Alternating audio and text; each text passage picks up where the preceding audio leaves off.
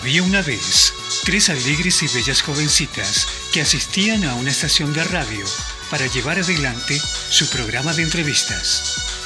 Mi nombre es Pepe y todos los viernes las acompaño. Buenas noches, profesionales. Buenas noches, Pepe. Ya volviste, Masa, ubícate. Estás de este lado del planeta, Masa. ¿Estamos hablando de mí? Sí, sí. Tal cual. Siempre. Esa chica, ¿viste qué memoria que tiene? Es impresionante, yo la admiro. Y qué linda voz. Eduardo, avísame cuando salgas al aire. Vías de comunicación son las siguientes. 221. ¿221? No acuerdo más. ¿Cómo que no te acordás? Te juro, te puedo dar mi teléfono si querés. Mírame. Yo quiero comentar algo que no tiene nada que ver con nada, pero es muy importante. Mi incoherencia, me hago cargo. Bien, muy contenta de darle una nueva identidad que no me corresponde. Se hizo un silencio extraño, ¿no? En la mesa. Sí, te voy a decir que sí. Palo para la locutora. Papando mosca. ¿Te quejas de que no tenés lo que hacer? Eso es el bendito. Con esa cabellera que te caracteriza. Sí. Tenía pelo. Ella me maltrata. Más de histeriqueo. Volvamos a la cordura. Estamos en tiempo y espacio correcto. Como dijo la abuela, pasó el trapo, como quien dice. Sí. Pero nosotros somos tan fantasiosos que somos capaces. Lida, ¿vos vas a estar el próximo viernes? Estamos complicados. Profesionales en la noche. 4ª temporada. Ángeles siempre. Coros, no sé.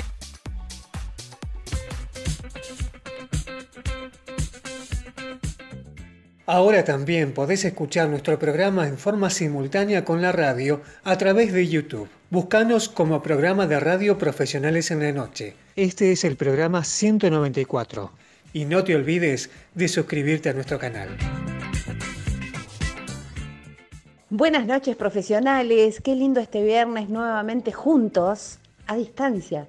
Cada uno en casa, cada uno cuidándonos y tratando de transmitir también el cuidado hacia todos. Así que bueno, acá estamos, otro viernes festejando el Día de la Independencia de nuestro país. Muy buenas noches, un viernes más. Y de fin de semana largo. Atento que ayer arrancó con el jueves en el día de nuestra independencia nacional. Buenas noches, amigos. Buenas noches, Sonia, Marcelo, Cristina, Eduardo Cortés. Otra semana trabajando desde casa y esperamos que tengan un muy buen programa como el que le hemos propuesto esta noche. Lo trabajamos toda la semana desde casa. Vamos a disfrutarlo juntos. Muy buenas noches para todos. Gracias por acompañarnos como siempre, como todos los viernes. Aquí estamos nuevamente en esta Semana de la Independencia. ¿Han comido locro? ¿Han comido unas ricas empanadas? ¿Han comido pastelitos tal vez? ¿Una chocolatada? ¿Se han bailado un pericón? ¿Algo de eso ha sucedido en este 9 de julio de 2020 que nos tiene en casa a cada uno de nosotros, pero con el sentimiento patrio de pelearlos todos hacia un mismo lado para salir adelante lo más rápido posible de esto? Nosotros felices de estar acá. Buenas noches, Sonia. Buenas noches, Lida. Buenas tardes, Cris. Buenas noches, Dudu. Dispuestos y juntos preparados para compartir con ustedes otro programa más de Profesionales en la Noche. Muy buenas tardes para todos, muy buenas tardes profesionales, muy buenas tardes Eduardo Cortés, muy buenas tardes a todos los oyentes de Radio Altavoz 94.1 Clásicos. Vamos a estar acompañándolos hasta las 22:30 horas. Recuerden, el link de la radio es www.radioaltavoz.com.ar. Nos buscan en Facebook como Pepe de Radio o bien Profesionales en la Noche. Y si nos quieren escuchar por YouTube, nos ubican en nuestro canal que es Programa de Radio Profesionales en la Noche. Y recuerden, si nos quiere mandar un mensaje de WhatsApp, audios, por favor, así los podemos escuchar, háganlo al 221-558-2118. Y como estamos en la Semana de la Independencia, hemos decidido compartir con ustedes a final de cada bloque algunas curiosidades que pasaron ese 9 de julio de 1816. ¿Sabías que en la época de la Declaración de la Independencia La calle en donde se encontraba la casa se denominaba Calle del Rey. Desde el mismo día de la independencia comenzó a denominarse del Congreso o calle Congreso de Tucumán, nombre que mantiene hasta hoy. Profesionales en la noche, 4ª temporada. En Med Consultorios, ginecología, clínica, psiquiatría, sexología, nutrición ortomolecular, depilación definitiva. Calle 37, número 641, primero B. Teléfonos 512-0903 y 15-672-2266. Estudio Jurídico Fidalgo, Familia y Sucesiones. Calle 7, número 668, oficina 24. Teléfonos 15-494-7774. Consultas martes y jueves de 16 a 18 horas. Nos acompaña hoy en Profesionales en la Noche Igor Galok. Él es realizador audiovisual, guionista, director de cine y televisión, graduado de la Facultad de Artes de la Universidad Nacional de La Plata. Con sus cortometrajes y series documentales ha participado en diversos festivales nacionales e internacionales. Muy buenas noches, Igor, encantados de tenerte en nuestro programa. ¿Qué tal? Buenas noches. Bueno, gracias a ustedes por la invitación en estos tiempos de cuarentena, así que muchas gracias. El 30 de junio, de manera online, se estrenó en el 17º Festival de Cine de Eslovenia en Croacia al cortometraje platense La vendedora de lirios. ¿Qué nos podés contar al respecto? ¿Qué es lo que narra este cortometraje? El cortometraje platense La vendedora de lirios es también parte de mi tesis, como de graduación en la licenciatura de Artes Audiovisuales de la Facultad de Bellas Artes. Es mi tesis junto con la productora ejecutiva Paula Sprela. Es un cortometraje que venimos desarrollando hace tiempo ya. El trabajo de guión hasta el momento, llevó unos 2-3 años de trabajo, y fuimos trabajando básicamente una temática que veíamos aflorar en la región, ¿sí? Con la llegada de gobiernos con una impronta de derecha y fuertemente racista, ¿no? En varios de los países de Latinoamérica. Entonces nos orientamos un poco a lo que estaba aconteciendo en aquel momento y acontece, bueno, o no tanto, ¿no? Pero aconteció muy fuerte con algunos políticos con denuncias fuertes a las migraciones, ¿no? Y sobre todo tipo de violencia verbal en los medios, ¿no? De los migrantes bolivianos, paraguayos, peruanos que venían a nuestro país, ¿no? Como a quitarnos el trabajo, a quitarnos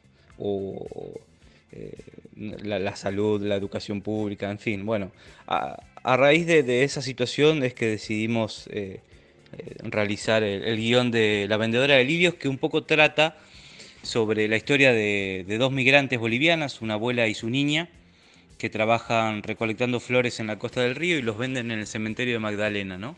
Y ahí se transcurre, digamos, y se deja ver la xenofobia que hay sobre los migrantes, sobre todo sobre los migrantes bolivianos en la región. Así que bueno, el trabajo audiovisual, el cortometraje trata un poco sobre eso, ¿no? Poner en valor la cultura andina, la cultura boliviana y su cosmovisión, que es preciosa y culturalmente ancestral y hermosa, y a su vez la situación que padecen acá, ¿no? Los migrantes en la región. Sí, las migraciones latinoamericanas fueron un punto de estudio bastante importante desde el punto de vista económico, político y por supuesto social en nuestra región. Pero a vos, como guionista, ¿en qué punto te tocó para que llegaras a escribir sobre este tema? Sí, claro, es decir, de alguna manera estamos hablando de migraciones recientes, ¿no? Yo soy nieto de migrantes rusos y Paula Sprela, que fue la productora, es nieta de migrantes italianos, ¿no? De migraciones anteriores, de hará unos 70 años, ¿no? Por lo tanto me sentí muy identificado, digamos, ¿no? Con todos los relatos de mis abuelos, de mis abuelas,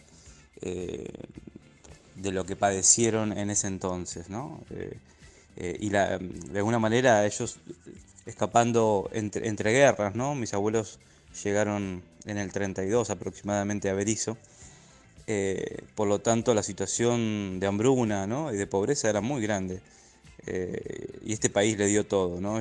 Mi abuelo siempre decía que él era argentino, no se sentía ruso, ¿no? Este país le había dado todo, por lo tanto era un fiel luchador y patriótico de Argentina, ¿no? Entonces me hizo también pensar en esos momentos migratorios, ¿no? Donde a veces los humanos migramos, ¿no? Nos movemos de un lugar a otro por subsistencia, básicamente, ¿no? Entonces, y esa situación de discriminación siempre se da bueno, tenemos una larga historia acá en Argentina de genocidio hacia las culturas ancestrales, originarios e indígenas, ¿no?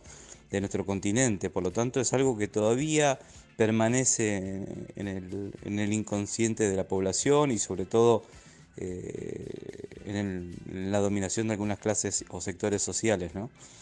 Así que un poco el motor de que me lanzó a escribir es eso, ¿no? Es situarme, si querés, 70 años atrás, mis abuelos, y situarme en el presente, ¿no? Como una especie de historia que se repite, que vuelve, y sobre todo muchas veces fogoneados por quienes gobiernan, ¿no? Que eso me parece todavía más peligroso por la crisis social que puede llegar a generar una ideología en ese sentido, ¿no? ¿Cómo fue la búsqueda hasta encontrar estos personajes como Jacinta y su nieta Indira, en las cuales está basada la historia de la vendedora de lirios? Sí, el encuentro y la búsqueda de los personajes, te diría que fue bastante fácil y mucho más fácil de lo que creíamos a priori en el proyecto, ¿no? Teníamos pensado un cortometraje ficción, pero que tuviera un rasgo bien documental, ¿no? Bien marcado por actores o por no actores o actores sociales, como se les llama a veces, o no actores, depende la definición. Pero trabajar con no actores que fuesen, digamos, de alguna manera que le dé un rasgo documental al trabajo. Y fuimos, bueno, buscando distintas asociaciones de centros bolivianos en La Plata.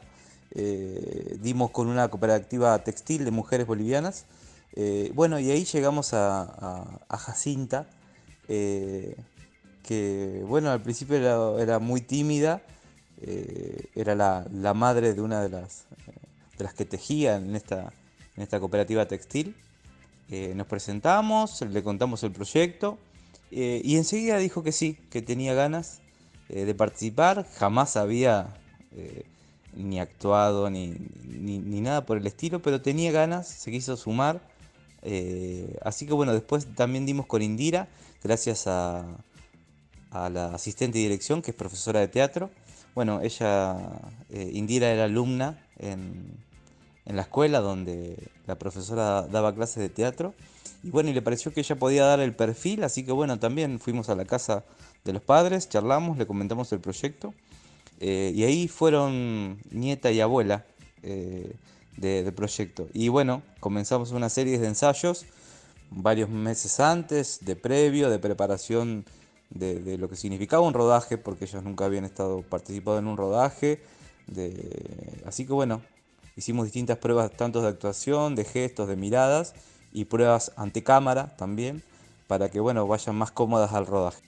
Muchas veces sucede que estos actores sociales se mueven de una manera mucho más natural y reflejan ciertamente lo que vos querés expresar en tu guión. Sí, claro, digamos, y un poco la propuesta de rodaje estuvo abocada en poder buscar esa frescura y esa experiencia innata de cada una de las protagonistas, ¿no? Por ejemplo, Jacinta, cuando cosecha los lirios, nosotros teníamos una hoz, ¿no? Esa especie de sacho con el cual corta los lirios, y lo hizo de una manera... Nosotros nos poníamos en lugar de explicarle, ¿no?, cuál era la acción que tenía que hacer, y Jacinta nos dijo, corté cañas de azúcar en Tucumán durante años, así que tenía toda una destreza sobre cómo utilizar el sacho, ¿no? Y esa hoz, ¿no? Entonces, de ahí también surgen esos rasgos, ¿no? Esos rasgos que a mí me encantan, ¿no? En las películas, ¿no? Cuando las personas, bueno, todo lo que es el neorrealismo, ¿no? De alguna manera ese trabajo con actores que son de una zona, que conocen lo que hacen, me parece que eso se transmite y de eso intentamos también rescatar en el cortometraje, ¿no? Que haya algo de verdad, porque si bien es una ficción, los personajes tienen verdad, ¿no? Y tienen también historia en ese sentido. Así que bueno, sí, todo eso, la experiencia de los no actores se transmite en la imagen, ¿no? ¿Qué es lo que tuviste en cuenta para la elección de los escenarios en este corto? Bueno, desde Río Cine hace ya más de 10 años que filmamos en historias o relatos en la ribera, ¿no? Así que bueno, el paisaje del Río de la Plata siempre es un paisaje que nos llama, nos atrae y siempre intentamos llevar el guión para el río, ¿no? Para las orillas. Así que bueno, un poco por ese corazón al río, la historia a veces la llevamos para esos lugares, pero sobre todas las cosas también había algo de ese contacto con la Pachamama, de esa cosmovisión andina propia de las culturas del altiplano, donde, bueno, nos parecía importante reflejar un poco y comparar la conexión que tiene la cultura boliviana o andina y su relación con la Pachamama, ¿no? Y en confrontación, si querés, con una idea más católica o cristiana, ¿no? Son distintas formas de ver el mundo o distintas cosmovisiones, por lo tanto, los paisajes nos parecían que podían construir ese mundo natural y de cosmos, ¿no? Que un poco se asemeja a esa cosmovisión andina, ¿no? De la tierra, el cosmos, las estrellas, ¿no? Y el río, bueno, nos parecía que le daba ese contacto y ese mundo construido, ¿no? Ese lugar, ese pueblo o ese campo donde habitan las vendedoras, ¿no? En relación a los paisajes siempre tenemos un trabajo bastante arduo previo al rodaje. Yo suelo ir bastante a visitar los lugares mientras estoy escribiendo el guión. Entonces trato de que en esas experiencias donde voy conectándome con los espacios y los lugares, también voy desarrollando en qué zonas o en qué lugares se podrían desarrollar algunas escenas, ¿no? Y algunas, bueno, algunos lugares los voy trasladando al guión después. Y vamos a una pausa más, no sin antes compartir con ustedes más curiosidades de aquel 9 de julio de 1816 durante la Declaración de la Independencia. Por ejemplo, la Virgen Santa Rosa de Lima fue declarada patrona de la Independencia de América por iniciativa de Fray Justo Santa María de Oro el 14 de septiembre de 1816. En MED Consultorios, ginecología, clínica, psiquiatría, sexología, nutrición ortomolecular, depilación definitiva. Calle 37, número 641, primero B. Teléfonos 512-0903 y 15-672-2266.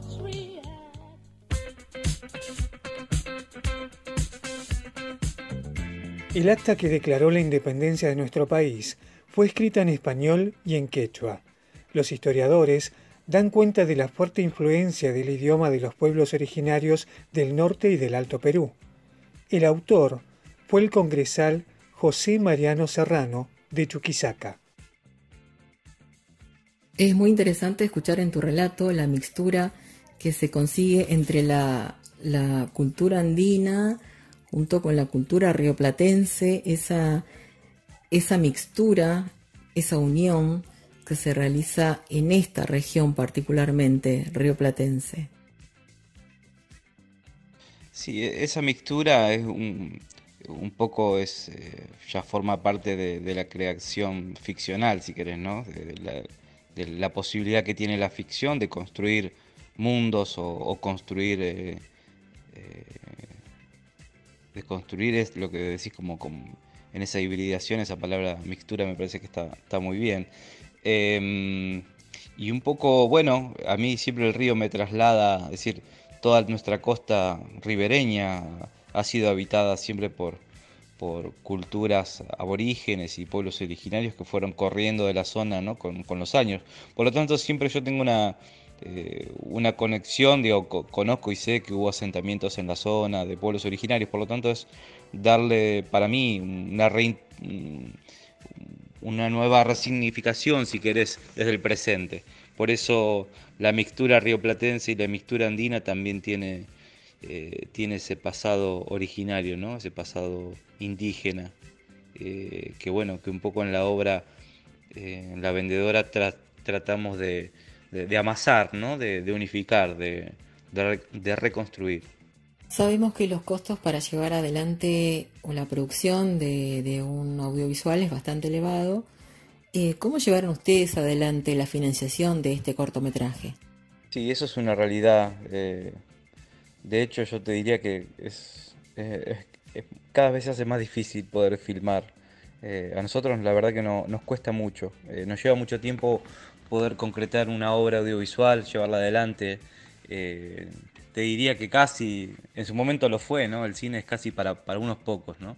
Lamentablemente. Acá tenemos un gran respaldo del Inca y del Fondo Nacional de las Artes y distintos lugares que, bueno, nos dan algún apoyo, una mano en términos económicos. Pero bueno, no es lo mismo en otros países o en otras partes del mundo.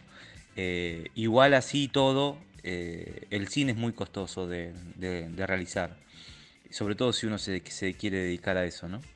La Vendedora de Lirios, bueno, se realizó gracias al aporte del Fondo Nacional de las Artes, gracias al aporte del concurso PAR de la Secretaría de Arte y Cultura de la Universidad de La Plata, aportes personales desde Río Cine, también gracias, como es una tesis también de licenciatura, también tuvimos el apoyo del Departamento de Cine o el Departamento de Artes Audiovisuales, el apoyo de una productora, Panorama, de La Plata, con recursos técnicos, y también parte del apoyo de postproducción de Untref Media. Así que bueno, entre todas esas patas, tejiéndolas de a poquito, bueno, van aportando lo suyo, y también los compañeros que obviamente siempre tratamos de que, bueno, que el trabajo artístico siempre tenga un poco de rédito económico, si bien no hemos podido pagarle lo que cuesta por sindicato cada hora de trabajo, pero por lo menos acercamos algo económico también para los compañeros que obviamente son gente también muy comprometida digamos, con el proyecto, con lo que de alguna manera intenta realizar Río Cine, así que bueno, son siempre compañeros y compañeras siempre dispuestas a llevar adelante el proyecto, cargárselo al hombro, así que bueno, gracias también a ese acompañamiento se puede realizar, ¿no? Me pregunto qué pasará por tu cabeza, qué pasará por la cabeza de Igor cuando se entera que algún corto suyo ha sido nominado para algún premio o invitado a algún festival para participar. ¿Qué pasa por la cabeza de ese chico que ha estudiado en la Facultad de Artes Audiovisuales y de repente se encuentra, no sé, en festivales de Estados Unidos, de Italia, de Croacia, como es el caso tuyo, como es el caso en este momento con La Vendedora de Lirios? Sí, la verdad que siempre poder participar o que te elijan para una programación de un festival, desde ya que es una gran alegría, digamos, eso en lo que respecta a lo personal, digamos. Que otros, digamos, y algo que también hay que decirlo, hoy hay una gran cantidad de trabajos audiovisuales que se realizan en el mundo, muchísimos, y hay también muchísimos festivales, digamos, de todo tipo y de toda característica. La otra vez estaba observando que en tal festival se habían presentado 2000 cortometrajes a la preselección, ¿no? Y de los cuales a veces quedan 13, 10, 14, digamos. Así que ya el hecho de poder estar hoy en día seleccionado en un festival ya es un premio en sí mismo. Lo que nos planteamos con la vendedora, digamos, por el mensaje, por lo que queríamos decir, nuestro objetivo era que el cortometraje pudiera circular, ¿no? La verdad que el objetivo de máxima que nos planteamos es que el corto se pueda ver, que el corto lo pueda ver la gente, que se manifieste lo que craneamos, digamos, lo que deseamos que se transfiera, sobre todo para poner de relevancia la temática de la que aborda el cortometraje y que el cortometraje pueda servir también o para una discusión, para una charla, ¿no? Que el cortometraje permita hablar sobre el tema, ¿no? Sobre el racismo y la xenofobia actual, ¿no? Así que bueno, desde ya que es una gran alegría cuando participa en otros lugares, porque digamos de alguna manera te da la pauta de que la realización audiovisual o el mensaje que pretendimos dar, bueno, también es recibido por otros en otros lugares, ¿no? Digamos, en el festival que se estrenó ahora La Vendedora es en Croacia. La verdad que del altiplano a Croacia no sé cuál es la distancia cultural, pero hay algo de interés en ello, así que desde ya que para Jacinta y para Enguira que nos estuvimos mensajeando estos días que se vean ellas mismas proyectadas en nuestros países contando esta historia, la verdad que eso es muy gratificante y gratificante también para el equipo, ¿no? Y otra de las cosas que para nosotros también es importante y que lo tenemos siempre como muy fuerte, ¿no? Cuando el corto o nuestros trabajos participan en el exterior es saber que hay una impronta nacional también, ¿no? Uno cuando expone o se expone afuera, digamos, a veces sos el único cortometraje o el único audiovisual argentino que participa del festival, por lo tanto muchas veces uno, y nosotros lo tomamos de esa manera, uno tiene una responsabilidad, si querés, nacional, de decir, bueno, tengo que poner el pecho en esta porque, bueno, muchas veces sos el representante cultural de un país, así que siempre eso lo tenemos muy, muy presente cada vez que vamos a un festival o cada vez que una obra se expone en un festival del exterior. Bueno, para nosotros es un orgullo y también un respeto grande de representar a nuestro país en ámbitos internacionales, ¿no? Si los oyentes de Profesionales en la Noche quisieran ver La Vendedora de Lirios, ¿a dónde se tienen que dirigir o cómo tienen que hacer? Bueno, actualmente el cortometraje La Vendedora de Lirios está participando actualmente en 2 certámenes, en 2 festivales, uno en España y otro en Italia, donde específicamente el festival italiano está online actualmente hasta el 14 de julio, ¿sí? Desde el 7 al 14 de julio, que se puede ver online el cortometraje. Y se enteran por las redes de Río Cine, tanto en Facebook, nos buscan como Río Cine, o en Instagram, que es en rio.cine. Ahí vamos subiendo las novedades del cortometraje y de lo que vamos haciendo. Y para aquellos que también quieran ver nuestros trabajos anteriores, tenemos la página web, riocine.com, y ahí pueden ver parte de nuestros cortometrajes y series documentales anteriores para que conozcan un poco de lo que hacemos. Después de este corto, después de La Vendedora de Lirios, después de todos los festivales que vienen por delante, hasta creo que septiembre, si mal no recuerdo, ¿qué viene para Igor Paluk? Bueno, en este momento estamos un poco en la exhibición y la circulación del cortometraje de La Vendedora, y a la par estamos terminando la postproducción de lo que será nuestro primer largometraje documental, que se llama Silencio en la Ribera, y esperamos estrenar el año que viene. Es un documental que trata sobre la última crónica que escribió Haroldo Conti, que es sobre la isla Paulino de Berisso. El relato se llama Tristezas del vino de la costa, o la parva muerte de la isla Paulino. Y el documental un poco recorre esos 3 días que pasó Haroldo Conti y se internó en la isla, junto con su compañera Marta Acuña y Roberto Cuervo. Así que bueno, entre el rescate fílmico de un documental inconcluso de Conti, más un trabajo que venimos haciendo hace años en la isla Paulino, bueno, es un ensayo documental que aborda sobre el escrito de Conti, que pasó a ser la última crónica, ¿no? Él la publica en abril del 76 y desaparece, lo secuestran y lo desaparecen un mes después, así que el relato sobre la isla Paulino es la última crónica que escribió Haroldo Conti, así que bueno, esperamos poder estrenar nuestra película el año que viene. No te podemos robar más tiempo, porque ya te robamos suficiente.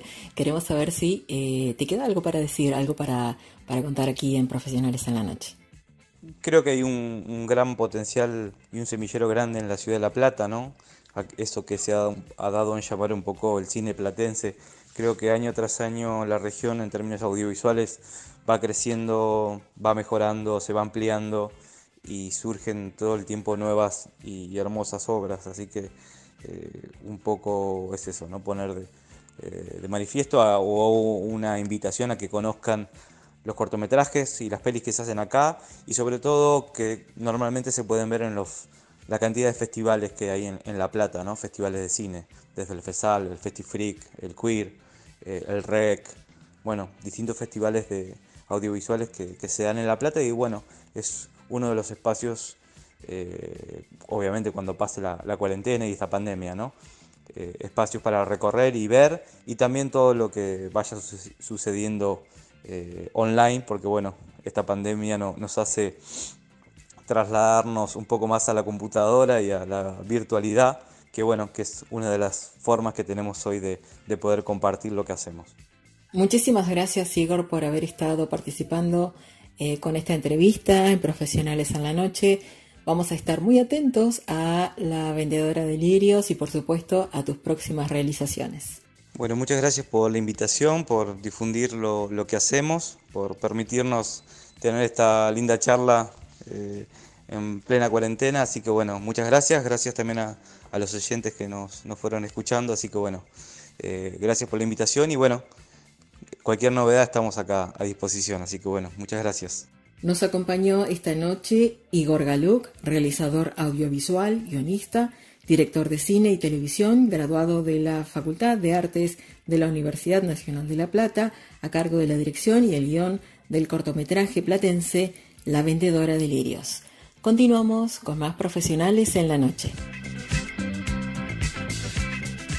Luego de la declaración de la independencia, el salón que ocuparon los congresistas en la casa de Francisca Bazán de Laguna se llenó de vestidos, mujeres y música.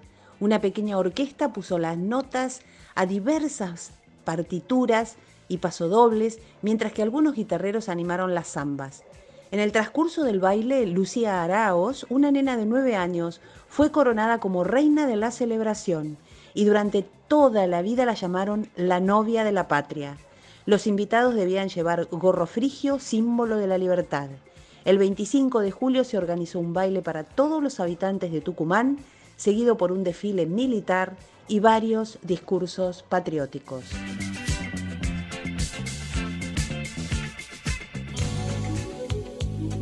Estudio Jurídico Fidalgo, Familia y Sucesiones, calle 7, número 668, oficina 24. Teléfonos 15 494 7774. Consultas martes y jueves de 16 a 18 horas.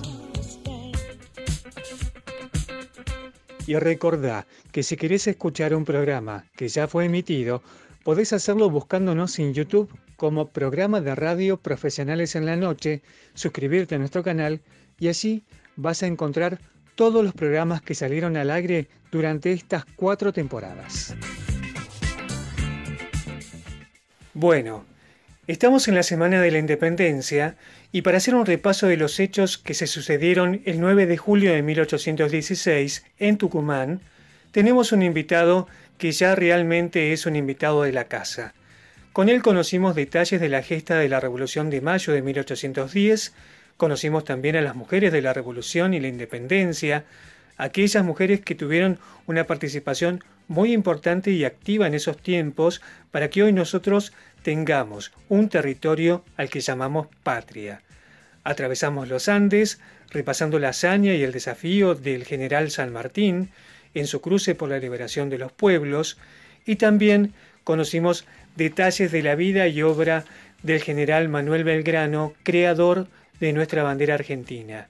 Hoy, una vez más, tenemos la posibilidad de charlar con el profesor Daniel Eduardo Silva, que es profesor y licenciado en Historia y es director de la Escuela de Educación Secundaria número 34 de la ciudad de La Plata. Daniel, muy buenas noches, muchísimas gracias por tu tiempo, por atendernos, y yo creo que lo primero que tendremos que hacer, o es conveniente hacer, para hablar de la independencia argentina y de esos tiempos, es situarnos en 1816 y que nos cuentes, por favor, cómo estaba integrado este territorio, porque en esos tiempos lo que hoy conocemos como República Argentina no era ni república ni se llamaba Argentina.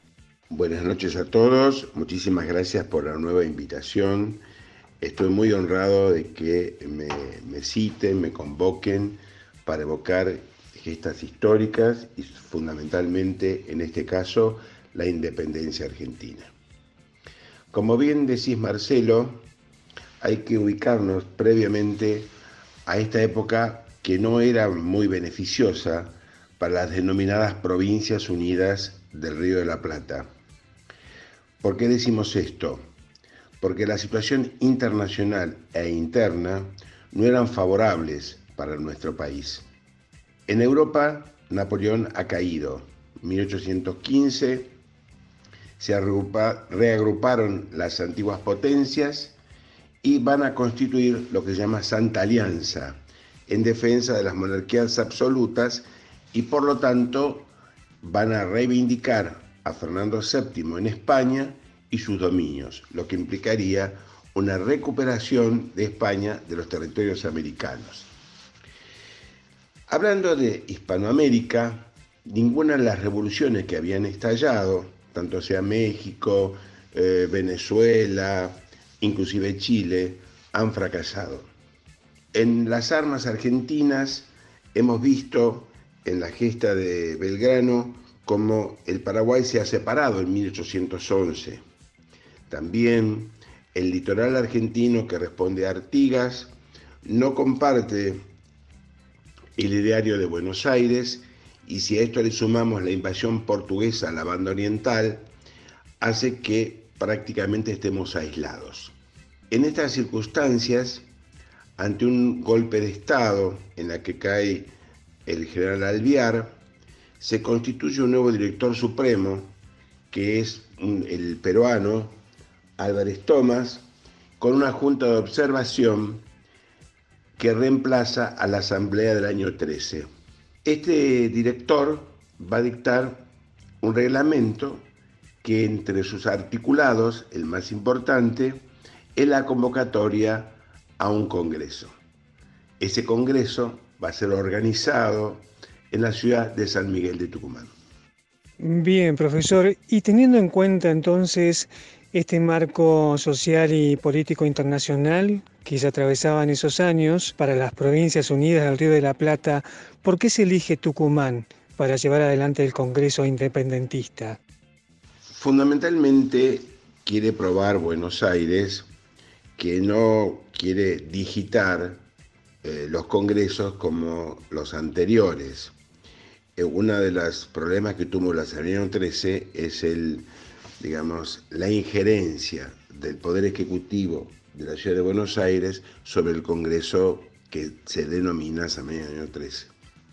Por eso eligen una ciudad del norte, tradicional, y que está en el camino de distintas ciudades cercanas, sobre todo las del Alto Perú, que también corren peligro, porque no nos olvidemos que el ejército del norte, al mando del general Rondó, ha sido derrotado en Sipe-Sipe. Por lo tanto, hay que encontrar vínculos con aquellos pueblos que tenemos la posibilidad de perder, como es el denominado Alto Perú, actual Bolivia. Y se elige esta ciudad, que obviamente es muy diminuta comparado con lo que es hoy San Miguel de Tucumán, pero que va a ser la sede, en esa famosa casita, la sede de nuestra independencia.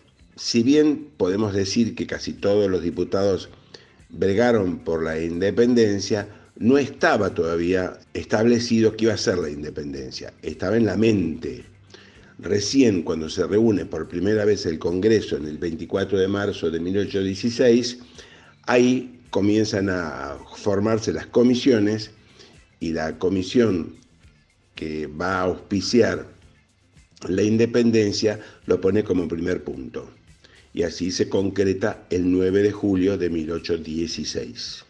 Siguiendo con el repaso de esta historia, desde el 25 de mayo de 1810, el día o fecha en la que se proclama que queremos dejar de ser colonia para pasar a ser un territorio independiente, hasta 1816, que se plasma concretamente la independencia. ¿Qué pasó en todo ese periodo de tiempo? ¿Cómo fue esa reorganización y pensar hasta llegar al momento del Congreso en Tucumán? Muy interesante la pregunta porque permite discernir sobre el accionar de los primeros gobiernos. La antigua historiografía sostiene que estos primeros gobiernos, primera junta, junta grande, triunvirato, utilizaron una especie de máscara de Fernando VII, como se denominaba en la época. ¿Qué significa esto? Que si bien buscaban separarse de España, seguían fingiendo fidelidad al rey Fernando VII. ¿Por qué se puede hacer ese tipo de diplomacia, para usar un término académico? Porque los dominios americanos pertenecían al rey como bien propio, de acuerdo a la legislación de la época de los reyes católicos. No pertenecían al pueblo español, ni tampoco a España, digamos, sino a la corona. Y como la corona estaba sufriendo los embates de la invasión napoleónica, los gobiernos constituidos en América decían defender los derechos de Fernando VII. Pero no era así, sino que no se animaban a dar el salto de decir somos libres e independientes. Podemos sí decir que en 1813, al constituirse la Asamblea el 31 de enero de ese año, dio muestras de soberanía. Eso ya nos indica que 3 años después del 25 de mayo ya hay una idea de que somos diferentes a España. Creo que al tener un himno, al tener una moneda, está indicando una diferencia abismal, ¿no es cierto?, de la antigua, esa máscara que se había mencionado. Los gobiernos que siguieron no lograron tampoco la independencia porque siempre, además de los problemas externos, estaba la divergencia interna. O sea, Artigas segregó parte de nuestro territorio, no solo la banda oriental, sino Entre Ríos, Corrientes, Misiones, Santa Fe y en algún momento Córdoba, por discrepancias políticas. El origen de unitarios y federales los encontramos en el Asamblea del año 13. Si bien se plasman desde el 18 en adelante, desde el 13 Artigas ya lo menciona. Los diputados asumían total dedicación al trabajo que tenían por delante.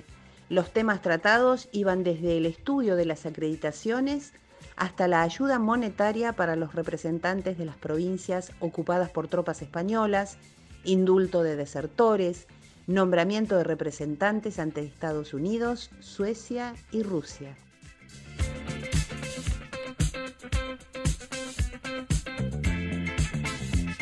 ¿Sabías que Hawái fue la primera nación que reconoció nuestra independencia en 1818? El rey Kamehameha I firmó un tratado de comercio con el representante de las Provincias Unidas del Río de la Plata, Hipólito Bouillard. España recién admitió que éramos independientes en 1863. Profesionales en la noche, 4ª temporada.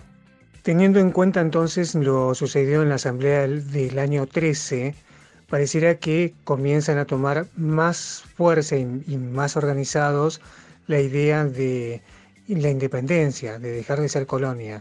Entonces, ¿cómo se organiza después la Asamblea de 1816 ya en Tucumán y por quiénes estaba compuesta? Sí, fundamentalmente la Asamblea del año 13 nos va a dar también una pauta de un poder ejecutivo fuerte, que es el antecedente del actual régimen presidencialista. Llama director supremo, dura 2 años, es elegido por la Asamblea, tiene bastón de mando y usa la banda bicolor, celeste y blanca. Eso nos está indicando también otro rasgo de separación. Bueno, el directorio no fue de lo mejor para el país porque aumentó las diferencias entre el interior y Buenos Aires. A tal punto que hablar hoy de centralismo es sinónimo de régimen directorial. No por algo, Artigas se separa, el litoral también no responde al directorio, o sea, hace que cuando Álvarez Thomas convoca al Congreso, muchas ciudades del interior no remiten diputados.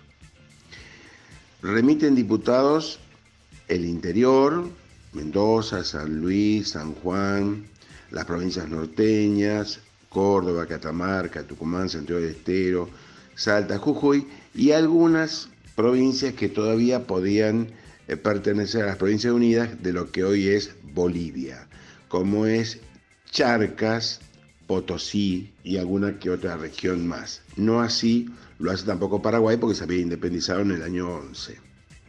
Los diputados responden a lo que es fundamental para la época, son los profesionales abogados, los sacerdotes o los militares.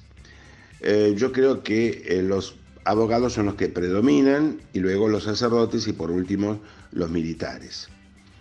Es digno de destacar algunos de ellos porque si bien no todos firmaron el acta de independencia porque o no llegaban o ese día no estuvieron presentes o tuvieron otras funciones, por ejemplo de Juan Martín de Pueyrredón, que siendo diputado por San Luis fue luego designado director supremo. Y es gracias a él San Martín cruzó los Andes y financió parte de la campaña. Hay muchísimos diputados que se destacan, Santa María de Oro, Cayetano Rodríguez, Serrano, Anchorena, hay muchísimos, pero fundamentalmente vamos a mencionar al que fue presidente en el mes de julio, Narciso Laprida, que tuvo una vida en sus últimos momentos trágica porque fue asesinado en viaje, debido a que el Congreso, si bien dio la independencia, no pudo reparar la división entre unitarios y federales que inició la Guerra Civil Argentina. Profesor Silva, ¿durante cuánto tiempo se llevaron adelante las sesiones en la Asamblea Independentista y cuáles fueron los ideales que se propusieron alcanzar en la Declaración de la Independencia o incluso que se plasmaron, ¿no?, como premisas o pilares de la independencia? Creo que fundamentalmente la independencia y la organización nacional. La independencia tuvo 2 partes, primero independencia de la corona española y luego un agregado, días después, de cualquier otra dominación extranjera. Se debe a las pretensiones de los portugueses con la infanta Carlota Joaquina, que pretendía reemplazar a su hermano en los dominios americanos. Y la organización es el intento de dictar una constitución para todas las provincias unidas. Para eso hay que mencionar que el Congreso se trasladó a Buenos Aires en 1817 debido a la hostilidad de los españoles o realistas en el norte argentino que hacía peligrar que los diputados cayeran en poder de ellos. Por lo tanto, esa fue la excusa para trasladarlos a Buenos Aires y en Buenos Aires, ya bajo el dominio del directorio, dictan una constitución que es del 19, pero que está muy alejado de los ideales de organización que quería la mayoría del pueblo argentino. Es una constitución muy bien redactada, pero que sostiene un régimen monárquico, aristocrático y unitario, que es lo contrario a lo que pregonaba Artigas, que buscaba una república federal, y por eso el Congreso fue disuelto con el inicio de las guerras civiles en 1820. Respondiendo a tu pregunta, el Congreso sesionó desde 1816 a 1820. A ver, según la historia, España reconoció la independencia de esta región hacia 1865. Entonces, ¿cuál era la importancia que tenían estas tierras para España que tanto tardó en aceptar haber perdido la colonia? Bueno, el reconocimiento de la independencia es un poco lo que cualquier país tarda en reconocer, ¿no es cierto? ¿Por qué? Porque es reconocer que ya no es propio. Vamos a decir que hubo otros tratados internacionales de reconocimiento de nuestra independencia, pero que no llegaron a buen término porque España seguía manteniendo la idea de que los hijos de españoles, nacidos aún después de la independencia, seguían siendo españoles. El famoso derecho de ius sanguinis, que hasta el día de hoy existe, porque muchos de aquellos que descendemos de españoles o de italianos podemos obtener la ciudadanía según el grado de parentesco con el que primero vino como inmigrante. El gobierno de Isabel II es el que reconoce definitivamente nuestra independencia. Bueno, aclarar que en uno de los articulados de ese reconocimiento está la devolución de los restos de Liniers y del gobernador de Córdoba que se opusieron a la Revolución de Mayo en 1810. Fueron devueltos y están enterrados en territorio español. Bueno, profesor, y para terminar ya esta entrevista, quiero preguntarle sobre los ideales propuestos entonces en la Asamblea Independentista. ¿Cuál de ellos ha sido alcanzado y si queda alguno por el cual todavía tenemos que trabajar? Bueno, la pregunta posibilita a que todos los argentinos deberíamos apuntalar esa independencia y ese grito de libertad que se dio el 25 de mayo. Son ideales fundamentales basados en la igualdad que todos necesitamos para que todos tengamos la misma posibilidad de alcanzar los objetivos. Nuestros mayores nos dieron la independencia y nos brindaron los colores celeste y blanco para que nos identifiquemos ante el mundo. Ahora falta que los argentinos tomemos conciencia de que somos una gran nación y que debemos unirnos en pos de un futuro mejor, basado fundamentalmente en la libertad. Creo que eso es lo más importante. Gracias por todo. Profesor Daniel Silva, siempre es un placer tenerlo como invitado. Ojalá en la próxima fecha patria, el próximo evento en el cual podamos repasar un poco más de nuestra historia y aprender de ella para tenerla siempre presente, esta pandemia haya pasado realmente y podamos tenerlo como invitado en el estudio. Muchísimas gracias por su tiempo y muy buenas noches y feliz Semana de la Patria. Feliz Semana de la Independencia. Amigos, les leo uno de los titulares de los diarios de la época de la independencia, el redactor del Congreso. El primer rayo de sol del día 24 de marzo de 1816, al dorar las cumbres de la Conquija y antes de dilatarse iluminando los bosques y las llanuras, fue saludado con una salva de 21 cañonazos. En este día, el Congreso Soberano de las Provincias Unidas, esperanza de los pueblos y objeto de la expectación común, hacía por fin su instalación.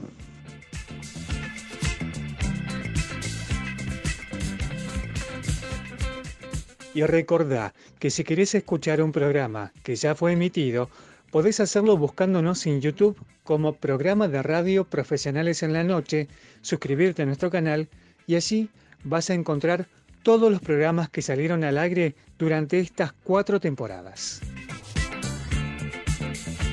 Y si de agradecimiento se trata, agradecemos a Archipiélago, edición y digitalización de audio y video.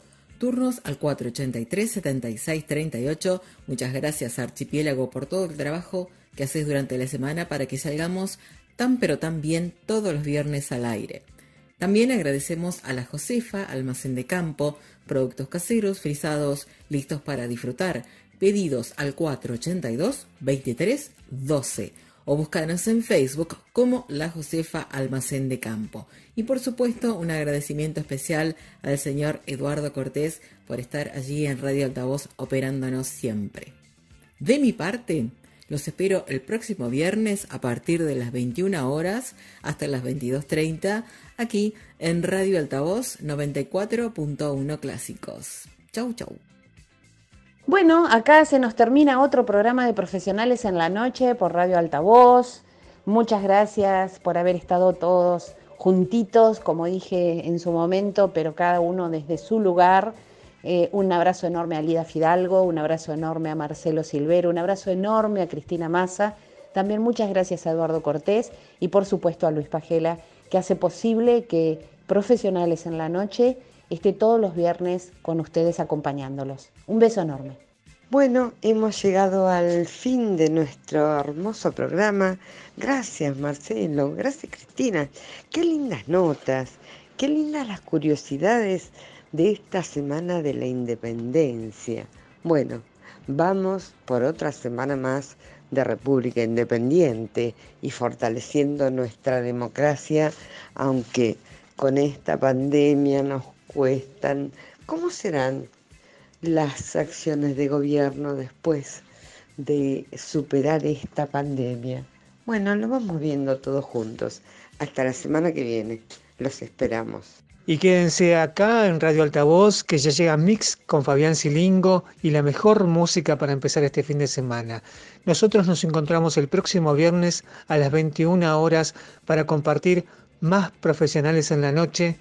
Así que pórtense bien, cuídense mucho y buen fin de semana para todos. ¿Escuchó? Sí. El ruido de la copa y el revertido del vino. Un día nos vamos a organizar como corresponde en el primer bloque. Hasta la próxima semana, profesionales.